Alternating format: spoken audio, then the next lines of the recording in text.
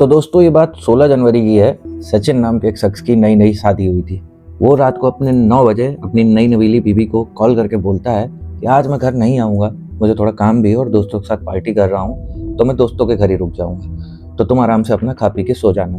तो उसकी पत्नी भी बोलती है कि हाँ ठीक है, आज मैं भी बहुत काम करके थक गई हूँ, तो एक काम करती हूँ, मैं भी समय से सो जाऊँगी।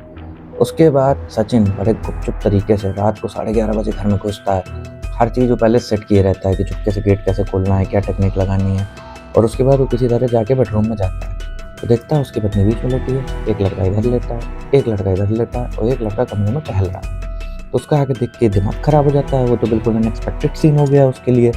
तो एकदम से चिल्लाता है अपनी बीवी को, तेज़-तेज़ डाँटने लगता है और मोबाइल निकालने लगता है वीडियो बनाने के लिए कि भाई प्रूफ तो रहे। और जैसे ही वो मोबाइल निकाल के थोड़ा देर और बात कर पाता है, वहाँ पे एक कत्ल हो जाता है और वहाँ पे सचिन जी का आप समझ ही रहे हैं क्या हो गया। तो ये मैटर सोशल मीडिया में बहुत तेज़ी से वायरल हुआ है कि भाई ऐसा क्या है, नई नवेली दुल्हन के 3-3 आशिक कहाँ से तैयार हो गए भाई, वो भी शादी को अभी 3 से 4 महीने हुए हैं बस।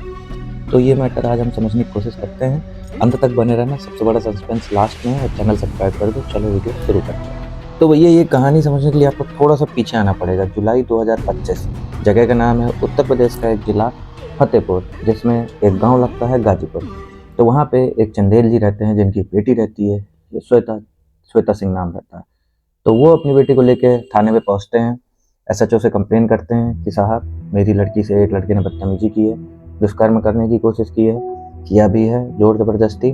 उस लड़के का नाम है सचिन सिंह, वो मेरे घर के ही सामने रहता है। तो एसएचओ साहब ने कहा कि ठीक है आप लिख कर दे दीजिए, हम कार्रवाई करते हैं। उन्होंने लिख कर दिया और फिर पुलिस सचिन को पकड़ लेती है। सचिन को पकड़ने के बाद सचिन को जेल में डाल दिया जाता है कार्रवाई के तहत। उसके बाद सचिन कोशिश करता है तो उसको शायद 1 डेढ़ महीने बाद कोर्ट से ज़मानत मिल जाती है। ज़मानत जैसे ही मिलती है बंदा अपने घर नहीं जाता है, लौट के जाता है वापस श्वेता के घर के बाहर। चिल्ला चिल्ला के बोलता है कि मैंने तो तुमसे प्यार किया था, तुमने मेरे साथ इतना गलत क्यों किया, क्यों झूठा आरोप लगाया मुझे, क्यों फंसाया मुझे इतना ज़्यादा, ये वो मैं 2 महीने तुम्हारे बिना जेल में कैसे रहा हूँ, कैसे मैंने नहीं काटा है, रोने लगता है। उतने में वो लड़की श्वेता आती है, उससे गले मिल जाती है और माफ़ी मांगने लगती है अपने घर वालों के सामने। वहाँ मम्मी पापा सब उसके देख रहे होते हैं कि हाँ मैंने तुम्हारे साथ गलत किया, झूठा आरोप लगाया, घर वालों के प्रेशर में आके फलाना ठिकाना।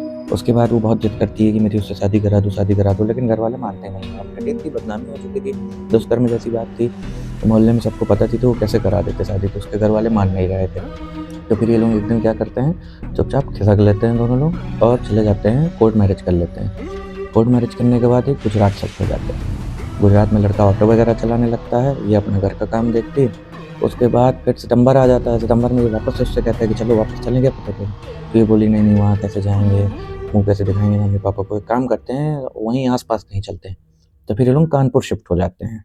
कानपुर में भैया, कानपुर के आउटर में एक इंडस्ट्रियल क्षेत्र लगता है जिसे रूमा कहते हैं। तो वहाँ पर हाईटेक सिटी है, वहाँ पर एक लगन सिंह नाम का आदमी जो अपना घर किराए पे देना चाहता था। उसके यहाँ ये लोग जाते हैं, दिखाते हैं मैरिज वैरिज सर्टिफिकेट कि भैया हम शादीशुदा हैं, ऐसा ब्ला-ब्ला। तो वो उनको कमरा दे देता है। उसके बाद ये लड़का वहाँ भी कानपुर में भी ऑटो चलाने लगता है। ज़िंदगी अच्छे से कट रही थी, 4 महीना अच्छे से कटे। जनवरी आ गया। ये एक दिन मोबाइल चेक कर रहा होता है अपनी बीवी का, तो देखता है उसमें कुछ पैसों के ट्रांज़ैक्शन रहता है। तो वो पूछता है कि भाई ये पैसे कहाँ से आ रहे हैं तुम्हारे पास? तो वो बोलती है कि ये तो मुझे मेरी नानी भेजते हैं। तो डाउट तो हो ही जाता है सचिन को, क्योंकि नाम लड़कों के नाम से पैसे आ रहे थे, अलग-अलग लड़कों के नाम से, नानी कैसे भेजती हैं? तो वो इन्वेस्टिगेट करने का सोचता है। तो वही फिर डेट आती है जो मैंने स्टार्टिंग में बताई थी, 16 जनवरी। वो फ़ोन करके बोलता है कि आज मैं दोस्तों के यहाँ रुकूँगा और तुम अपना खा पी के सो जाना। लेकिन वो चुपके से अंदर आता है और देखता है 3 लड़के हैं। लेकिन जब वो लड़के हावी होने लगते हैं इसके ऊपर, मारने की कोशिश करने लगते हैं, उसकी पत्नी भी कह देती है मारो इसको, कर्म करो। तो वो दिमाग लगा लेता है, ऐसे हाथ जोड़ के बैठ जाता है, कहता है प्लीज़ प्लीज़ प्लीज़ मुझे मत मारो, मैं किसी को कुछ नहीं बताऊँगा, मैं चुपचाप यहाँ से चला जाऊँगा फलाना ठिकाना। तब तक अगल-बगल के लोग जो और किराए से रहते थे उनको भी आवाज़ें आने लगती हैं, तो वो 112 पुलिस में डायल कर देते हैं। पुलिस आती है, सबको धर के ले जाती है, पाँचों लोगों को।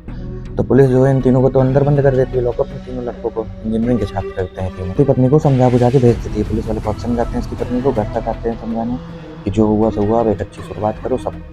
पुलिस के जाने के बाद भाई इसकी पत्नी फिर बदतमीजी करने लगती है सचिन से कि भूल गया तुझे एक बार जेल पहुँचाया था, उन लड़कों को तो कल कल मैं छुड़वा ही लूँगी, गवाही तो मैं उन्हीं की साइड दूँगी, तुझे साले फिर से जेल भिजवाऊँगी, अब वही मेरे सब कुछ है फलाना-ढिकाना।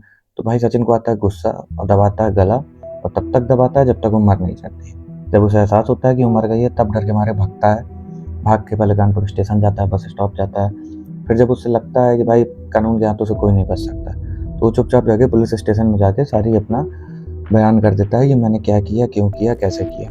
पुलिस वाले भी उसका एक वीडियो बनाते हैं, लगभग 3.5-4 मिनट का वीडियो है, जो सोशल मीडिया में बहुत तेज़ी से वायरल होता है और इस घटना के बारे में सबको पता चलता है। फिर क्या, सचिन के खिलाफ, सचिन के पापा के खिलाफ, सचिन की मम्मी के खिलाफ लड़की के घर वाले आ जाते हैं फतेहपुर से, मुकदमा दर्ज करा देते हैं। एक और कुछ पुराना मामला खुलता है, सचिन की एक एक्स गर्लफ्रेंड थी, तो वो दोबारा जिस लड़के से रिलेशनशिप में आ गई थी, उसको भी सचिन ने मार डाला था जाके अपने दोस्तों के साथ मिलके।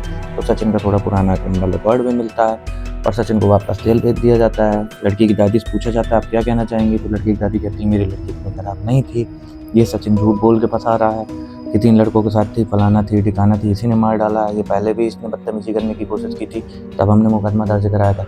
तो ऐसे ही मामला खुलता है और इसमें सचिन को जेल जाना पड़ता है। तो यही सब लोग जानना चाह रहे थे मामला, तो मैंने बता दिया भाई। चैनल सब्सक्राइब करके जाओ यार। Thank you.